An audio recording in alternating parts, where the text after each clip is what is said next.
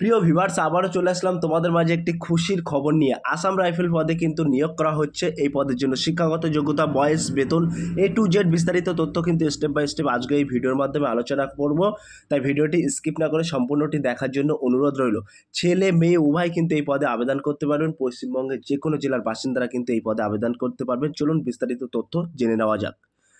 So প্রিয় viewers, তোমরা এখানে দেখতেই পাচ্ছ আসাম রাইফেল রিক্রুটমেন্ট 2024 প্রতিনিয়ত বহু চাকরির বিজ্ঞপ্তি প্রকাশিত হচ্ছে। সেই রকম অক্টোবর মাসে আসাম রাইফেল পদে কর্মী নিয়োগের বিজ্ঞপ্তি প্রকাশিত হয়েছে। যে সকল প্রার্থীরা এই পদের জন্য আবেদন করবেন, আবেদন পদ্ধতি কি হবে, A to Z বিস্তারিত তথ্য কিন্তু আজকের এই ভিডিওর মাধ্যমে আলোচনা করব।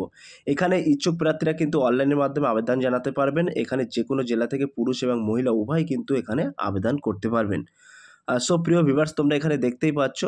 প্রথমত আমি বাংলায় কিন্তু ডিটেলস বলে দিচ্ছি এবং নোটিফিকেশানটি কিন্তু ভিডিও শেষে আমি উল্লেখ করে দেব। তোমাদের কতটা দৌড় হবে, হাইট কত চাওয়া হয়েছে, A to Z বিস্তারিত তথ্য কিন্তু ভিডিও লাস্টে বলে দেবো।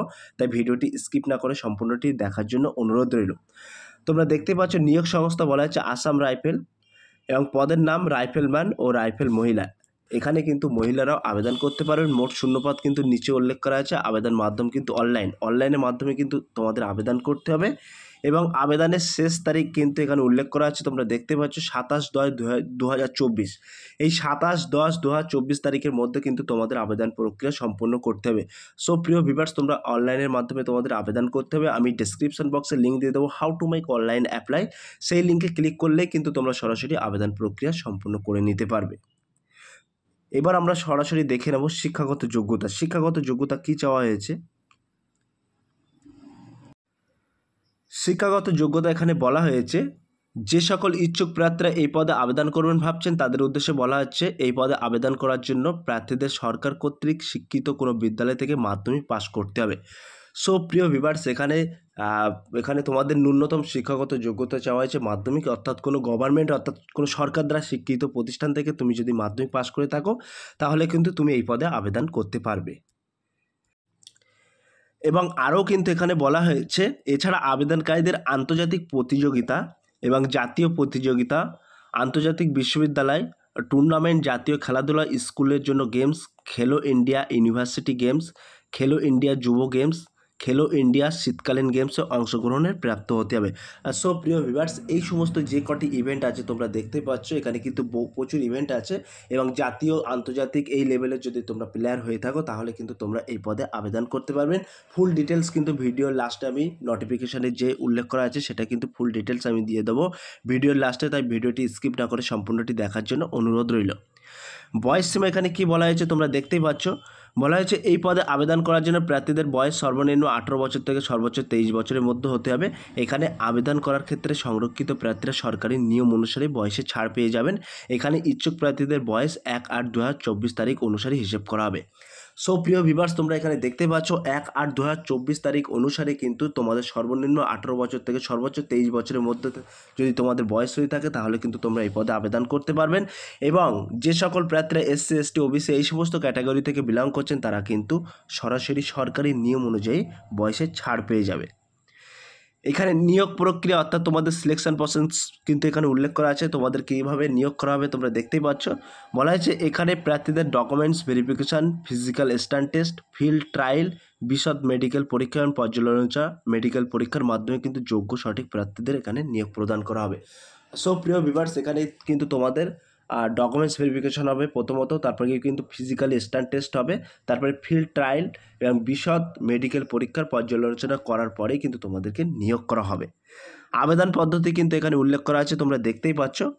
বলা হয়েছে যে সকল ইচ্ছুক প্রার্থীরা এখানে আবেদন করবেন ভাবছেন তাদের উদ্দেশ্যে বলা হচ্ছে আপনারা অনলাইনের মাধ্যমে আবেদন করবেন। সর্বপ্রথম সংস্থার অফিসিয়াল ওয়েবসাইটে যেতে হবে, সেখানে নিজের নাম ও সমস্ত তথ্য দিয়ে রেজিস্ট্রেশন সম্পূর্ণ করতে হবে। এরপর স্টেপ বাই স্টেপ সমস্ত ফর্মটি সঠিকভাবে ফিল আপ করতে হবে এবং যেখানে যা ডকুমেন্টস চেয়েছে নির্দিষ্ট সাইজের মধ্যে সঠিকভাবে আপলোড দিতে হবে এবং সর্বশেষ ডেট এবং টাইমের মধ্যে কিন্তু সমস্ত তথ্য ভেরিফাই করে আবেদন প্রক্রিয়া সম্পূর্ণ করে নিতে হবে।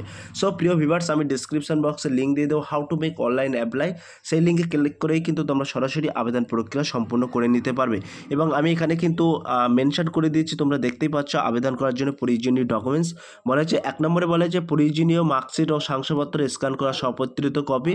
2 নম্বরে বলা হয়েছে শিক্ষাগত যোগ্যতা প্রমাণপত্র। 3 নম্বরে বলা হয়েছে আধার কার্ড। 4 নম্বরে বলা হয়েছে প্রার্থীদের পাসপোর্ট আকারে ফটোগ্রাফ এবং 5 নম্বরে কিন্তু বলা হয়েছে কাজের অভিজ্ঞতা ও শংসাপত্র এবং 6 নম্বরে বলা হয়েছে আবেদনকারীর স্বাক্ষর। এখানে আবেদন ফি কি বলা হয়েছে তোমরা দেখতেই পাচ্ছ, বলা হয়েছে এখানে ইচ্ছুক প্রার্থীদের আবেদনের জন্য তফসিল জাতি, তফসিলি ভুক্ত উপজাতি এবং মহিলা প্রার্থীরা বাদে সকল প্রার্থীদের আবেদন মূল্য 100 টাকা করে দিতে হবে। সো প্রিয় ভিউয়ার্স, এখানে কিন্তু এসসি এসটি এবং মহিলা বাদেই বাকি প্রার্থীদের কিন্তু 100 টাকা করে ধার্য করা হয়েছে। এবং আবেদনের শেষ তারিখ কিন্তু ইতিপূর্বে আমি বলেই দিচ্ছি, তোমরা দেখতেই পাচ্ছ আবেদনের শেষ তারিখ কিন্তু 27/10/2024। এই 27/10/2024 তারিখের মধ্যে কিন্তু তোমাদের আবেদন প্রক্রিয়া সম্পূর্ণ করতে হবে। সো প্রিয় ভিউয়ার্স, আমি এবার ডেসক্রিপশন বক্সে আমি লিঙ্ক দিয়ে দেবো। এখানে তোমরা দেখতেই পাচ্ছ এখানে কিন্তু উল্লেখ করাই আছে, ওয়েবসাইটটি কিন্তু এখানে উল্লেখ করে দিচ্ছে। এই ওয়েবসাইটের মধ্যে প্রবেশ করে A to Z খুঁটিনাটি বিস্তারিত তথ্য কিন্তু তোমরা পেয়ে যাবে। সো প্রিয় ভিউয়ার্স, আমরা কিন্তু ইতিপূর্বে নোটিফিকেশান চলে এসেছি, তোমরা দেখতেই পাচ্ছ এখানে বলা হয়েছে office of the direct general Assam rifle Shillong এত। এখানে অ্যাডভাইসমেন্ট নাম্বার দেওয়া আছে, তোমরা দেখতে পাচ্ছ। এখানে office of the director general Assam rifle এই পদ, অর্থাৎ তোমাদের আসাম রাইফেল পদে কিন্তু তোমাদেরকে রিক্রুট করা হবে।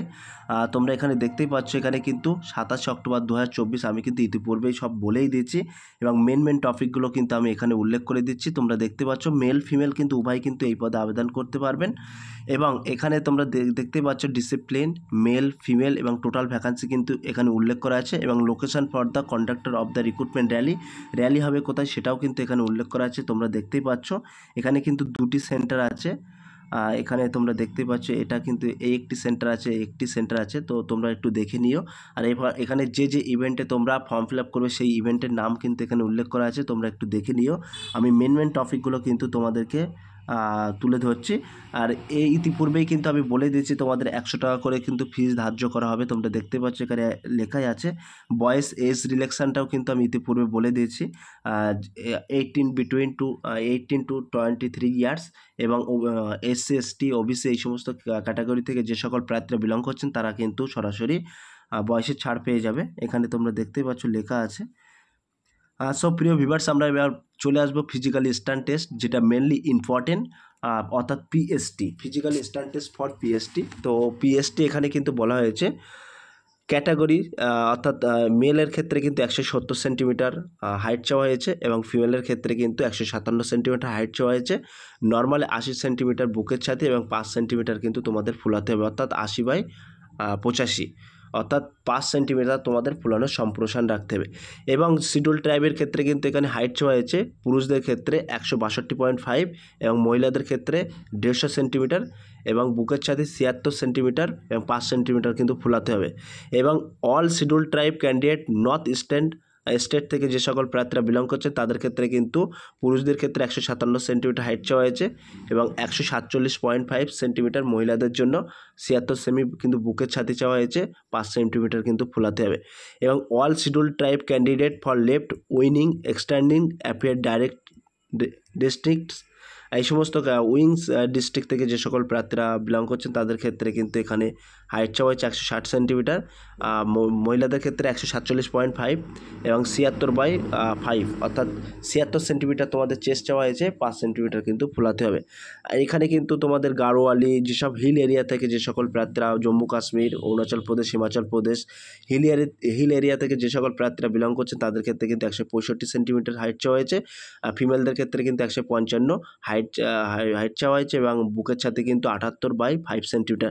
সো প্রিয় ভিউয়ার্স, এইগুলো কিন্তু আমাদের লাগবে না, যেহেতু আমরা জেনারেল প্রার্থী, এখানে কিন্তু আমাদের 170 সেন্টিমিটারই লাগবে, তোমরা একটু দেখে নিও। এবং যে সকল প্রার্থীরা গোর্খা আছে, গোর্খা, গাড়োয়ালি, মিজোরাম এই সমস্ত জায়গা থেকে যে সকল প্রার্থীরা বিলং করছেন তাদের ক্ষেত্রে কিন্তু 157 সেন্টিমিটার পুরুষদের ক্ষেত্রে হাইট চাওয়া হয়েছে, ফিমেলদের ক্ষেত্রে 152.5 এবং 77/5 সেন্টিমিটার কিন্তু তোমাদের চেস্ট চাওয়া হয়েছে। ক্লিয়ার? এখানে তোমরা আই ভিজুয়ালিটি কিন্তু এখানে দিয়েছে, তোমরা দেখতে পাচ্ছ আই ভিজুয়ালিটি, এটা ভীষণ কালার ব্লাইন্ডনেস, এগুলো তোমরা দেখে নিও। 6/6, 6/9 এগুলো কিন্তু এখন প্রয়োজন নেই। সো প্রিয় ভিভার্স, এই ছিল কিন্তু আজকের মেনলি ভেরি মোস্ট ইম্পর্টেন্ট। ইতিপূর্বে কিন্তু আমি বাংলায় তোমাদের A to Z বিস্তারিত তথ্য কিন্তু উল্লেখ করে দিয়েছি। জাস্ট এটা নোটিফিকেশানে হাইটটা নিয়ে মেনলি ম্যাটার ছিল, সেই হাইটটা কিন্তু তোমাদের মাঝে উল্লেখ করে দিয়েছি এবং আমি ডেসক্রিপশন বক্সে লিঙ্ক দিয়ে দেবো। সেই লিঙ্কে ক্লিক করলে কিন্তু তোমরা সরাসরি নোটিফিকেশানটি পেয়ে যাবে। এবং নোটিফিকেশানটি যা যা উল্লেখ করা আছে তোমরা একটু দেখে নিও। ভিডিওটি অনেক বড় হওয়ার কারণে শর্ট করে কিছুটা মানে মেন টপিকগুলো কিন্তু তোমাদের মাঝে তুলে ধরলাম। সো প্রিয় ভিউয়ার্স, এই ছিল আজকের very most important topic video, step by step তোমাদের মাঝে তুলে ধরলাম।